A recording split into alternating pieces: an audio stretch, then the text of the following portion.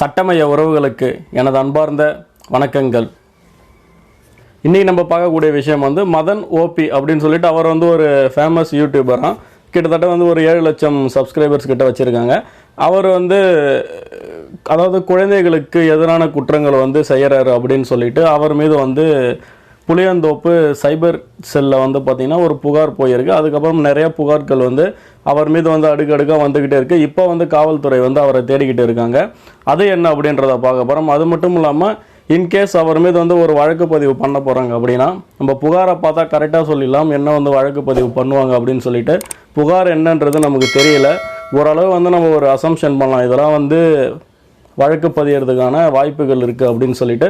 அது என்ன அப்படின்றத இன்றைக்கி நம்ம பார்க்க போகிறோம். அது மட்டும் இல்லாமல் யூடியூப்பில் மட்டும்தான் வந்து பார்த்திங்கன்னா இந்த சென்சார்ன்ற ஒரு விஷயம் வந்து கண்டிப்பாக கிடையாது. காரணம் என்னென்னா, எனக்கு என்ன பிடிக்குதோ, அதாவது நம்மளோட அரசியல் அமைப்பில் சொல்லக்கூடிய ஆர்டிகல் 19, அதாவது right to freedom of speech and expression அப்படின்னு சொல்லுவோம்.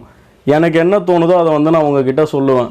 அதை வந்து எனக்கு அது தப்புன்னு தோணுது அப்படின்னா அதை வந்து நான் சென்சார் பண்ணி செல்ஃபாக வந்து நான் அதை சென்சார் பண்ணி உங்ககிட்ட சொல்லலாமே தவிர்த்து யூடியூப் வந்து எந்த ஒரு விஷயத்தையும் வந்து சென்சார் பண்ணவே பண்ணாது. தனித்தனியாக அந்த வீடியோவில் ஏதாவது ஒரு அபியூசிவான கண்டென்ட் இருக்குது அல்லது வந்து வேறு ஏதாவது ஒரு வயலேஷன் இருக்குது அப்படின்னா யூடியூப் வந்து அதோட அல்காரிதம் வந்து தூக்கிடுமே தவிர்த்து என்னோட ஒரு தனிப்பட்ட வீடியோவிலையோ அல்லது வந்து வேறு ஒரு மதன் கௌரியாக இருக்கட்டும் அல்லது வேறு யார் வேணாலும் சிம்பிள் தான் இருக்கட்டும், யார் வேணாலும் அவங்களுக்கு அவங்க சொல்லக்கூடிய விஷயத்தை வந்து அவங்க தாராளமாக சொல்லலாம். இங்கே வந்து இது மாதிரி நான் வந்து இதை தான் சொல்ல வரேன்றதை எக்ஸ்ப்ரெஸ் பண்ணுற ஒரு உரிமை வந்து பார்த்திங்கன்னா யூடியூபுக்கு கண்டிப்பாக இருக்குது. இது வந்து எல்லாருமே தெரிஞ்சுக்கணும். இது மாதிரி இப்போது இந்த ஒரு நம்மளோட தமிழ் கம்யூனிட்டியில் வந்து பார்த்திங்கன்னா ஏகப்பட்ட யூடியூப் சர்ச்சைகள் வந்து போயிட்டு இருக்குது. ரீசெண்டாக பஞ்சாபில் கூட வந்து பார்த்திங்கன்னா ஒரு எம்எல்ஏ சம்மந்தமாக ஒரு யூடியூபர் வந்து அரெஸ்ட் பண்ணியிருக்காங்க.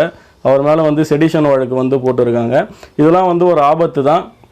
இருந்தாலும் நம்மளோட ஒரு தமிழ் கம்யூனிட்டியில் வந்து பார்த்திங்கன்னா இந்த மாதிரி ஒரு ஆபாசமான செயல்களை வந்து செய்கிறது வந்து தப்பு தான். என்னதான் வந்து மதன் அவருக்கு வந்து ஒரு பெரிய லெவலில் வந்து ஃபேன் பேஸ் இருந்தாலும் இது மாதிரி வந்து ஒரு வீடியோவை பார்த்தேன், ஒரு 2-3 வீடியோஸ் பார்த்தேன். ரொம்ப மோசமாக தான் பேசியிருக்காரு.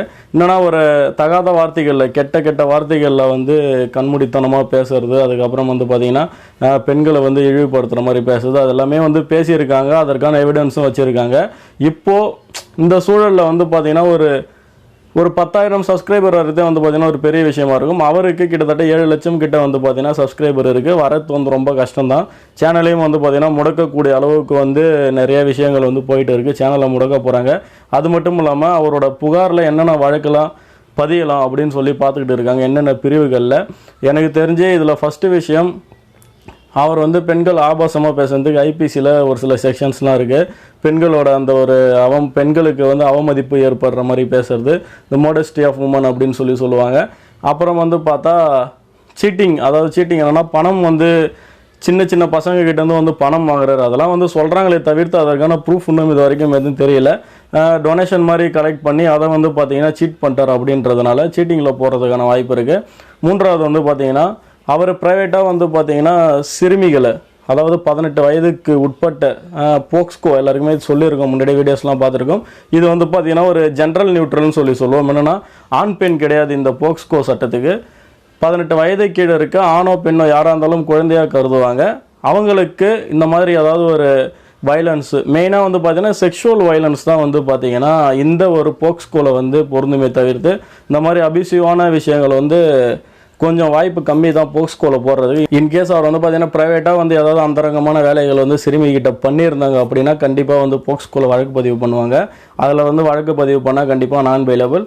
அது மட்டும் இல்லாமல் மற்றபடி பப்ஜி வந்து விபிஎன் யூஸ் பண்ணி விளையாடுறது வந்து பார்த்திங்கன்னா 188 ஐபிசி அதில் வந்து போடுறதுக்கான வாய்ப்பு இருக்குது. இதுதான் வந்து பார்த்திங்கன்னா இப்போதைக்கே வந்து புகார் என்னன்னு தெரில. புகார் என்னன்றது தெரிஞ்சால் கண்டிப்பாக நம்ம அக்யூரேட்டாக சொல்லலாம். இப்போதைக்கே இதற்கான ஒரு வாய்ப்பு இருக்குது. அப்புறம் வந்து இதை வந்து நம்மளோட தொழில்நுட்பத்தை பயன்படுத்தி பண்ணுறதுனால தொழில்நுட்ப சட்டத்தில் 66 பிரிவில் வந்து பார்த்திங்கன்னா வழக்கு பதியறதுக்கான வாய்ப்புகள் இருக்குது. இதுதான் வந்து பார்த்திங்கன்னா இன்கேஸ் மதன் அவர்கள் வந்து பிடிபடுறாரோ அல்லது வந்து மதன் அவர்களை கைது பண்ணுறாங்க அப்படின்னா இந்த மாதிரி செக்ஷனில் போடுறதுக்கான வாய்ப்புகள் இருக்குது அப்படின்னு சொல்லலாம். இந்த ஒரு மதன் அவர்களோட இந்த ஒரு அரெஸ்ட் சம்பந்தமாக உங்களுக்கு ஏதாவது கருத்து இருந்தது அப்படின்னா கண்டிப்பாக மறக்காமல் பதிவு பண்ணுங்கள். தொடர்ந்து உங்கள் ஆதரவு கொடுங்க. மறுபடியும் இன்னொரு வீடியோவில் சந்திக்கிறேன். நன்றி, வணக்கங்கள்.